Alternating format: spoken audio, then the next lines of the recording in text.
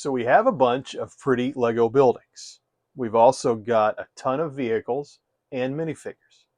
We've got a great display table ready to go and a plan for putting all this together. Now, where we're going next, we need roads. Today we're going to talk about how we build Lego roads, and it's a little bit different than I see a lot of people doing out there. Here is the Lego standard, okay? You've probably seen these. You can go buy these at the Lego store, most Target, other places, these dark gray base plates. This is the current Lego iteration of city roads. These plates came out roughly, I think it was about 5 years ago. This is how we do roads. So what I'm going to walk you through today is a little bit more about how we build these, and then we're going to do some comparisons between these two methods. We're going to start with a model of the two kinds next to some of our buildings. There is our version, and then over here we have the Lego standard with the dark bluish gray. And the first thing that pops out that I want to talk about is the difference in color. And I prefer black just because I think the roads pop a lot better in that color. This dark bluish gray looks fine, but with the Lego modulars, you know, the sidewalks are also dark bluish gray.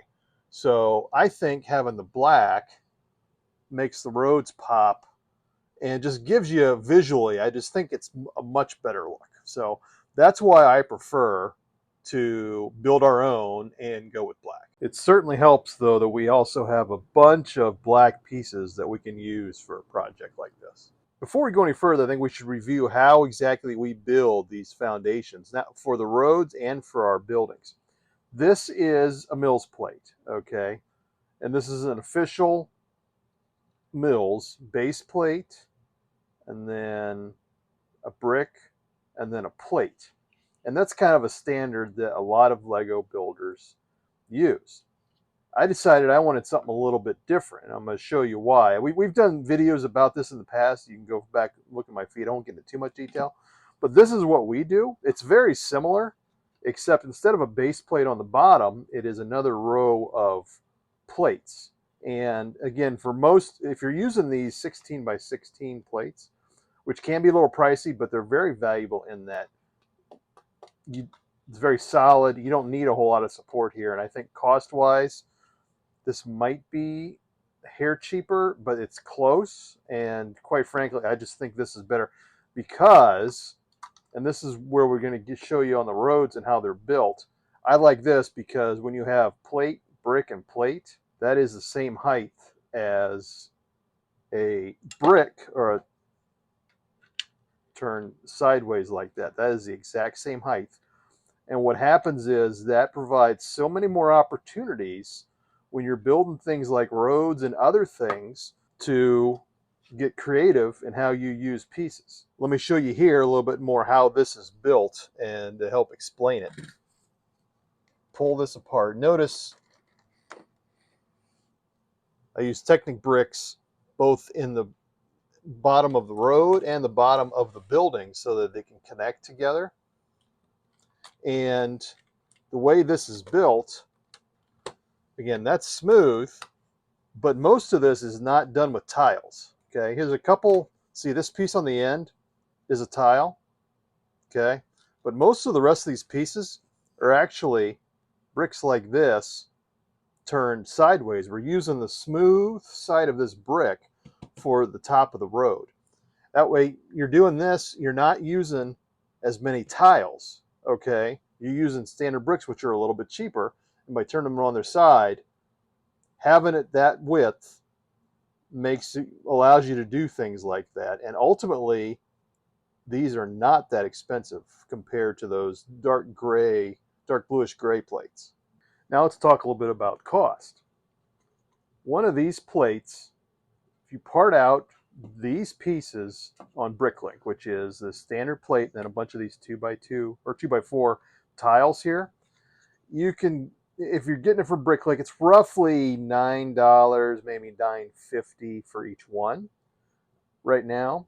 You can also get these from the pack from Lego 2 of these come in a pack for $20. You also get a few other things like some road signs and miniature trees and a couple other things that come with that pack that Lego provides. So you're roughly, whether you're getting it from Lego or from Bricklink, it's, let's say, $9.50 to $9 for these. Okay, this is parted out on Bricklink. I can get this for about $12. Okay, so yes, this is more expensive by about $2 for each piece of road. You know, and that can be, obviously, if you have a lot of road in your city, that can add up pretty quickly. But between the color and a couple other things I'm going to show you, this is worth it for me to, and really though, a lot of that cost I'm not incurring because I have a lot of these pieces already. I showed you some of that.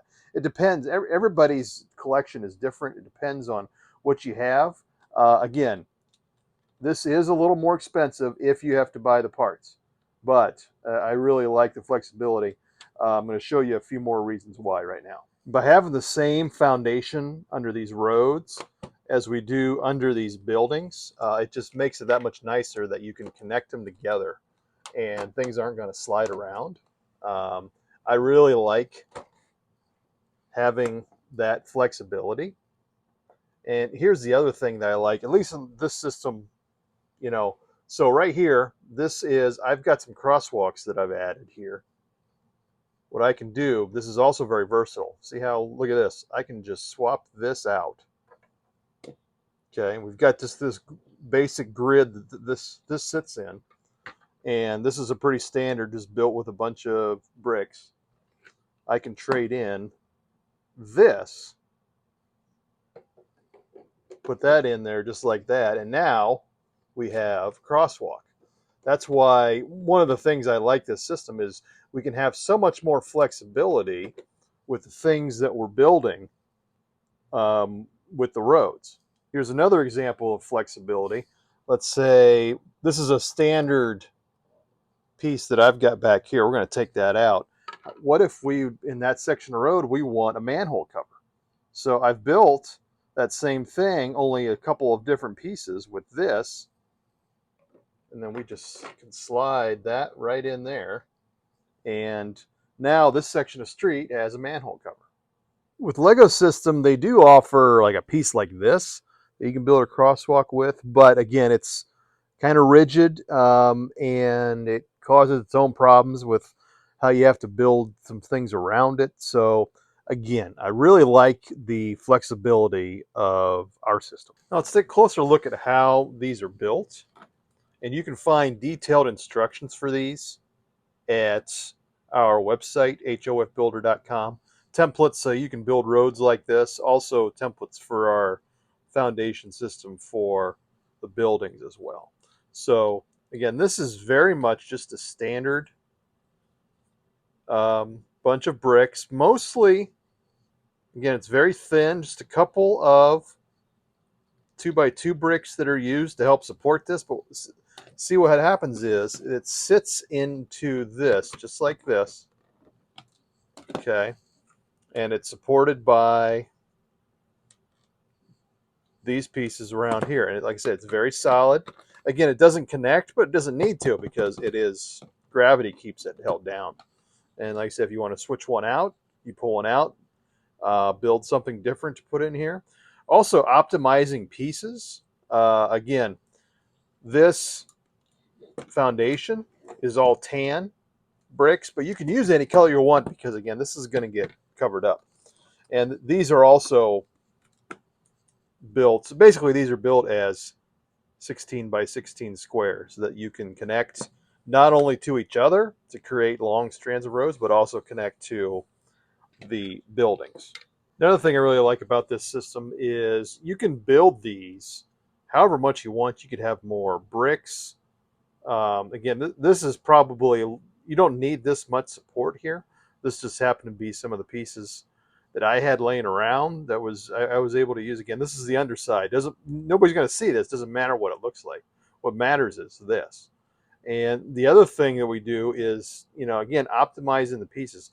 On this top here, notice I used some of these grills on the top here.